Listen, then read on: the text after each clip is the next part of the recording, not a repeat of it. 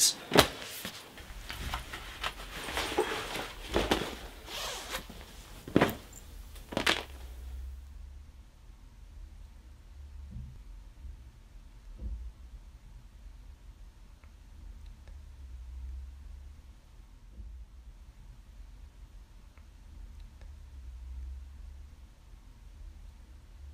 Hello everyone, I'm Alex Winfield and this is episode 5 of the weekly roundup. It is about 90,000 degrees outside in England currently, so hopefully I'll be able to finish this video before I inevitably become a puddle.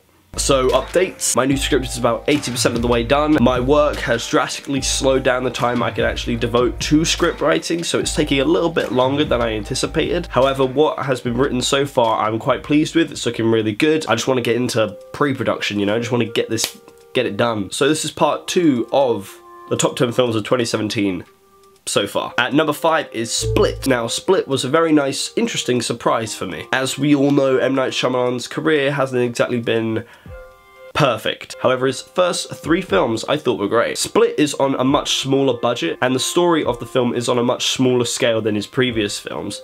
And I loved it, really. If James McAvoy doesn't get nominated for some kind of award at any awards ceremony, then that is some serious injustice, because he's given one of the best performances I've seen in a film in a very long time. Not only is he playing multiple characters, but he's playing multiple characters that all take place in one person. And he does it flawlessly. Whenever he changes personalities, it feels like I'm watching someone completely different. Even though they look exactly the same, they act so differently that I buy that it's a completely different person. The cinematography of this film was amazing. You could easily watch this film with the sound off and be completely entertained. The music too, even though it's not by James Newton Howard, which is M. Night's traditional go-to composer, the music I still thought was amazing. I listen to it occasionally when I'm working, and it really added suspense to the more tense scenes in the film. And the ending, not to spoil anything, but if you've seen Split and you understand what the ending means,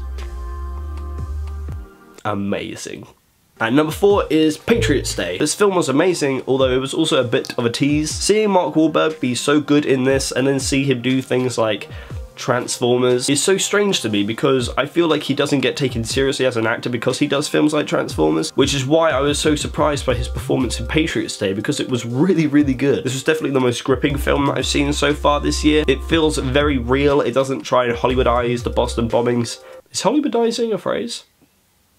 It is now. So if you like yourself a good thriller, I highly, highly recommend Patriots Day. At number 3 is Guardians of the Galaxy Volume 2. I might be in the minority here, but I actually think this is better than the first one. Not saying that the first one is bad, but the first one was mainly introducing you to all the characters and the world. So it had a story going on whilst it was also explaining what everything was, because you had never seen it before. Whereas the second one could just start and you know who everyone is, what everything is, where everything is. And it also lets the writers delve deeper into the characters and the worlds that the story takes place in. Unlike the first one, each character in this film has their own emotional arc, which was really nice to see.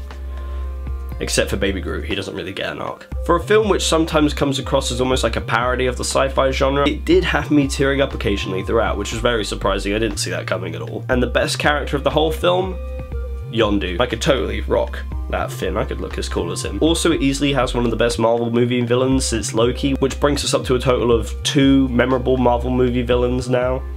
At number 2 is Wonder Woman. Now, I've already done a video reviewing Wonder Woman. To summarize, I thought the film was really fresh. It was very comedic, although it didn't shy away from showing the horrors of war. You see soldiers without limbs, you see animals getting whipped, you see women and children crying for help, which surprisingly makes the film more feel-good when you see Wonder Woman trying to stop these things from happening. Overall, the film is really, really good. I can't wait to see what Patty Jenkins does next. I heard that she's apparently doing a Wonder Woman 2, which gets a big old thumb up from me. Now, I have noticed that this video isn't as location heavy as the last one, so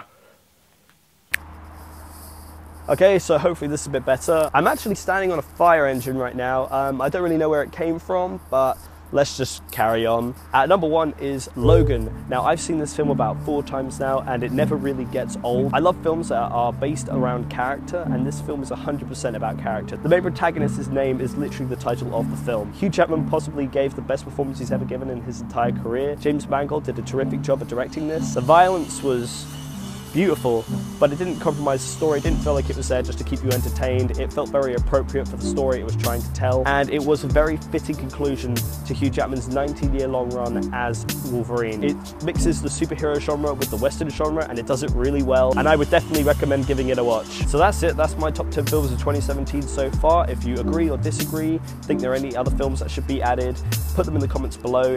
If you know who owns this fire engine, also put that in the comments below. Make sure to like, comment, and subscribe, and I'll see you guys next week.